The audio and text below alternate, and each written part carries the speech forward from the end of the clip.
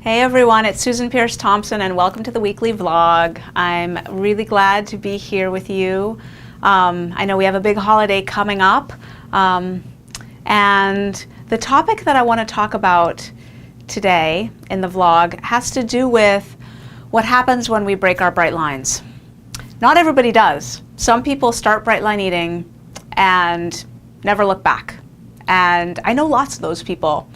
I don't happen to be one of them, but I know lots of those people. And in my experience, usually they're the people who have traveled an especially long, arduous, bumpy road with food. And when they learn about bright line eating, something clicks for them, and they have such a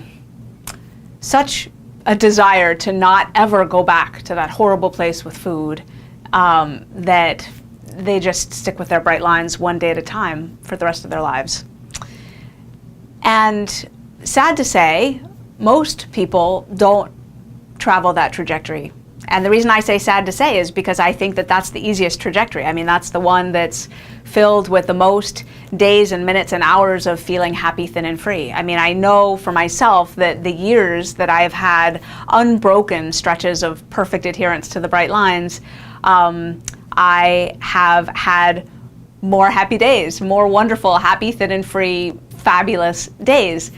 Not to say that there weren't times of temptation and stress and challenge and difficulty, but when I'm able to meet those challenges and difficulties without turning to the food, they resolve more quickly. I go through less hell over them, and frankly, if I've got a bunch of problems and then I overeat a bunch of sugar and flour, I then have even more problems, because the way I'm wired is that eating sugar and flour causes problems for me. Having said all that, I want to talk with you a little bit about how, as a bright line eating community, we conceive of breaking the bright lines, how we frame it, what our narrative is around it. And I come from a 12-step background, as most of you know. I'm pretty open about that. And actually this past fall, the fall of 2015, marked 20 years for me since the beginning of my journey in 12-step programs with food and very explicitly searching for a solution to my food addiction.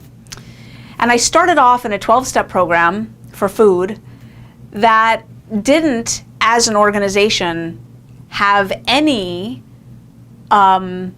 explicit stance on any bright lines at all. So it wasn't explicit in that organization that, for example, there was a goal to not eat sugar. That wasn't part of the deal, nor flour, nor meals, nor quantities. None of the bright lines were a part of that organization. That organization existed so that people could get together to talk about their compulsive overeating, to support each other in not eating compulsively, but everyone was left with their own their own autonomy in terms of defining what that would look like for them. And what I experienced in that program and what I got out of it was a lot of support and a lot of camaraderie and a lot of spiritual growth, but no actual physical recovery for myself or for most of the people that I saw in the room. And there was a lot of sort of commiserating about the cookies that we'd eaten the night before. And it was great to have people to commiserate about that stuff with, but it didn't result in any lasting change in my life. I left that program just about as sick or sicker with food than I had been before I got into it. And then that was 8 years of my life that I spent doing that. And then I found another 12-step program for food that dealt specifically with food addiction, and that did, as an organization, have a ton of clarity and unity around the bright lines. No sugar, no flour, meals, quantities. Absolute clarity about that. And yet, as an organization, there was also a structural undercurrent of what we want to hear from people is their life living within the bright lines. And as soon as you break the bright lines, you can't speak at a meeting for 90 days. You can't do service work, you lose your sponsees, and you're kicked out of your 12-step group, the group of working the 12 steps together. So what that did as a community is it silenced the narrative around discussing openly in the community setting what it's like to cross the bright lines and then come back from that. And it also, not so much in myself, but I saw it in a lot of other people, because I primarily did stick with my bright lines in that program, and I primarily did have a voice and was able to speak at meetings. But I saw in other people who struggled from time to time to keep their bright lines, I saw a gradual disenfranchisement, and sort of, I watched them sort of get closer and closer to the shadows and the perimeter, and feeling more and more on the outside because they didn't have a voice. And I imagine, I'm making this up but in my head, but I've actually heard from some of them that this was the case, that it felt very isolating and shaming and ostracizing. So in bright line eating, what I hope that we create, and I think we are creating, I'm happy to say, is an environment with the best of both worlds, where we bring in the strength of a shared commitment to sticking with the bright lines, which is, in a sense, a commitment to striving for perfection.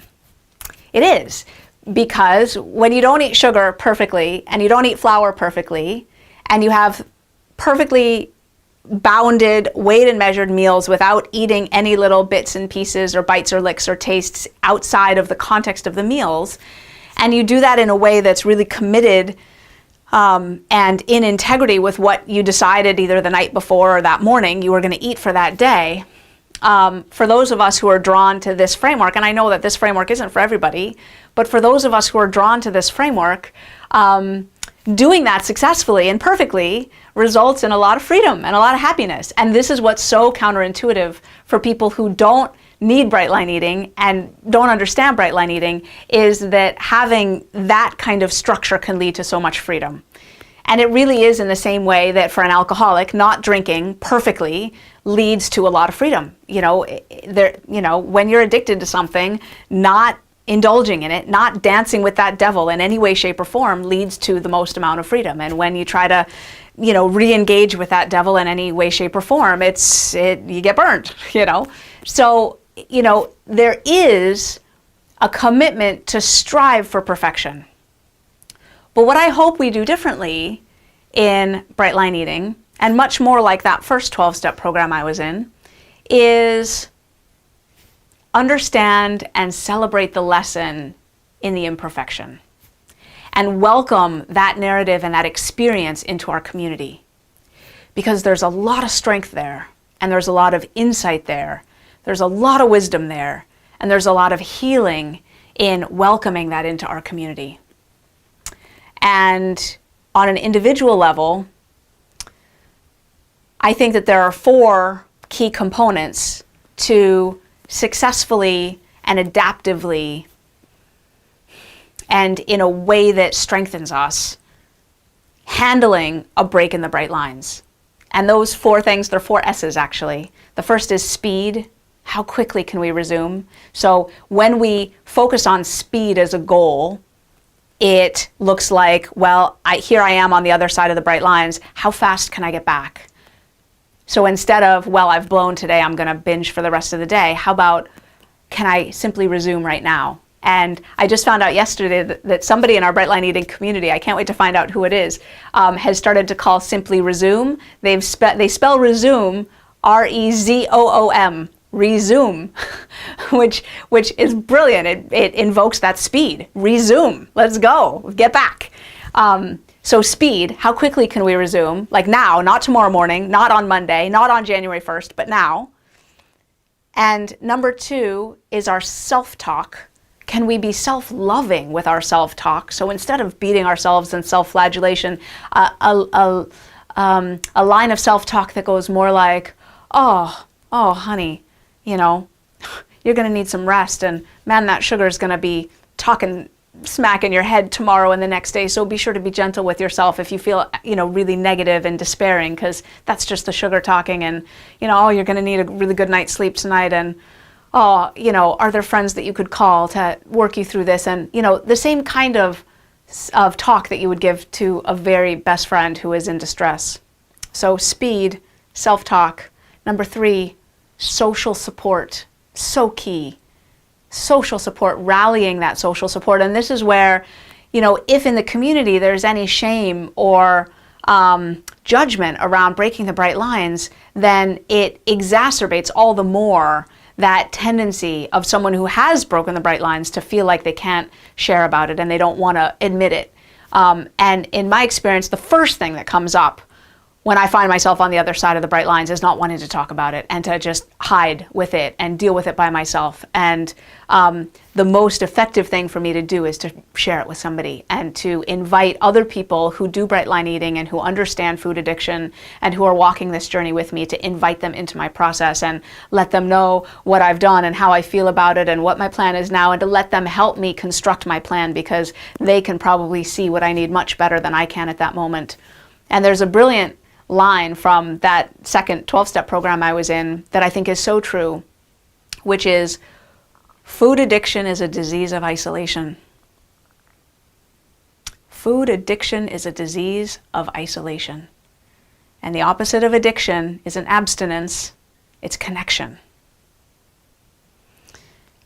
And so social support, that third S, social support, is so key in resuming adaptively and quickly. If I don't share it with other people that I'm feeling squirrely with my food and that I'm eating off the bright lines, then it's incredibly likely that I'm going to keep going on that trajectory and not resume quickly. And then the fourth S is seeking the lesson, because almost always there's a powerful lesson to be found, and sometimes life-altering lessons to be found in breaking the bright lines. And if we envelop ourselves in shame and isolation, we're probably missing the lesson. There's probably a really good practical lesson to be learned from whatever came down.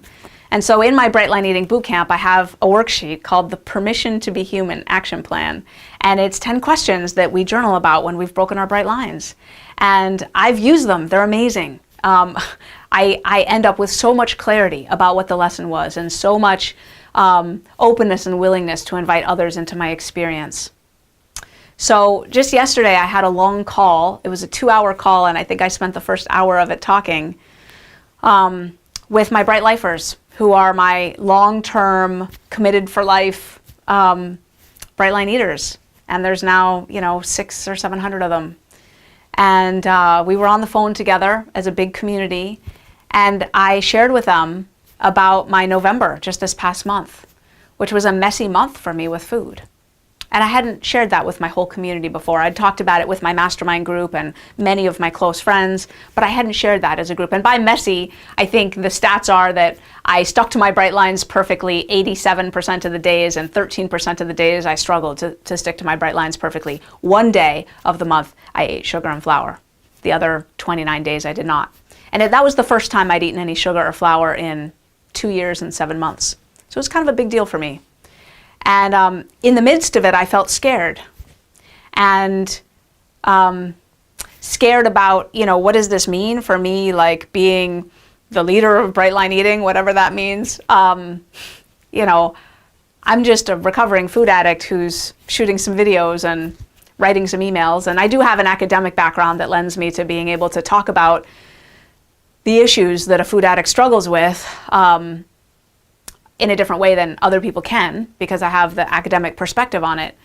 But fundamentally, I see myself as just another bozo on the bus, and I don't mean that in a negative way. I don't think of myself as a bozo in the pejorative sense. I just mean, I'm just a garden variety food addict, frankly, and prone to eat things I shouldn't eat, and desiring to eat things I shouldn't eat often. And, the fact that I've been abstaining from sugar and flour and eating outside of mealtime in excess quantities for 99% of the last 12 and a half years, it's just amazing to me. But I haven't done it perfectly. My longest stretch of perfection was 5 years and 7 months or something like that. 5 years is a good long time to do that perfectly. But I haven't done it perfectly for the 12 and a half years that I've been doing this. Anyway, I share this with my community. And it took courage, and I had some jitters in my tummy talking about this stuff, and I didn't know how it would be received. And what I made up in my mind is that there were people in my community who needed me to be perfect, for whom, if I wasn't perfect, it would invalidate the whole Bright Line Eating enterprise. And it's a lot of pressure, whatever, like, okay, goes with the territory. But, because November was a very intense month for me. We were just on the other side of this crazy launch that, our list went from, 10,000 to 100,000 in, 2 weeks. And, we were getting, an average of 500 emails a day that me and my team were trying to respond to in a loving and present and thorough way. And, we had all kinds of technical glitches. And on the back end of that, I was sleep deprived and, trying to serve 2,000 new boot campers, and it was intense. And some of that came out sideways in my food. So I shared this with my tribe. And last night, on the Bright Lifers online support community page, someone posted, God, it was so touching. Someone posted that she hated that I didn't feel safe to lean in to our Bright Line Eating community, and especially our Bright Lifers group, because the Bright Lifers group is, these are people who've graduated from a boot camp and been there, done that, and, are in it for life, to band together, to walk this journey together. And she said she hated it that I didn't feel that I could lean into that support, because it's an amazing community. And she said, in the community, she said, all you who want Susan Peirce Thompson to lean in, post here. And the comments just kept going and going and going, and it was all one voice, one theme. Susan Peirce Thompson, we don't want you to be perfect. We want you to be you. We want you to be real. We want you to be authentic. We love you for your honesty. We love you that you show up with your whole self. Don't stop doing that. And you can do that here. And I want to say that there's a continuum of sticking with the bright lines. They're sticking with the bright lines perfectly from day one, which I relate to, and I celebrate and honor, because that's my story when I stopped drinking and using drugs. I walked into a meeting, a 12-step meeting for not drinking and not using drugs, just after my 20th birthday, with a hellish crack cocaine addiction and a history of alcohol, methamphetamine, and cocaine addiction under my belt. And I walked in there as addicted as it's possible to be to anything. And I stopped. And I stayed stopped. And it's 21 years later, and I have not had a drink or a drug in all that time. And that's not the normal story. So when it comes to this continuum of perfect and struggling, I relate to the perfect, because that's my story in that other domain. And because I've had long stretches of perfection with my bright lines for food. So I relate to that. And then on the other end of that continuum, there's struggle and barely being able to put together a bright line meal, and barely being able to string 2 days together of bright line eating. And I relate to that too. I've been there. In Sydney, Australia, I broke my bright lines 12 years ago. And I went from a size 4 to a size 24 in 3 months. I could not stop eating. And I was doing everything in my power to stop eating, and I couldn't. And I had all the tools that we have in Bright Line Eating, and I was using them, and I was being honest, and I was rallying social support, and I was praying, and nothing worked. And most of us, most of the time, experience somewhere in the middle of that continuum. But what I want to say is that Bright Line Eating is a community for all of us. That whole continuum of experience is welcome here and is honored here. And there are lessons to be learned at all points of that continuum. And the reason we honor the bright lines and strive to live within them is because we find that it makes us more happy, thin, and free. It allows us to be more of the people that we strive to be, and to do more of the other things we want to do in life beyond food and what we weigh and all that stupid stuff, beyond all that. It allows us to be ourselves and to be free and self-actualized and engaged in the world. Bright line eating encompasses all of that. And yes, we strive to be over here, but we love and understand and cherish the struggle from over here. And we bear witness to the miracle of when someone snaps out of that space and all of a sudden can stick to their bright lines.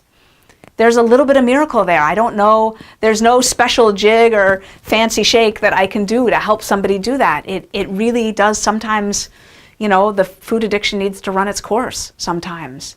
But I do know that there are tools and disciplines and best practices that make it much more likely. Much more likely.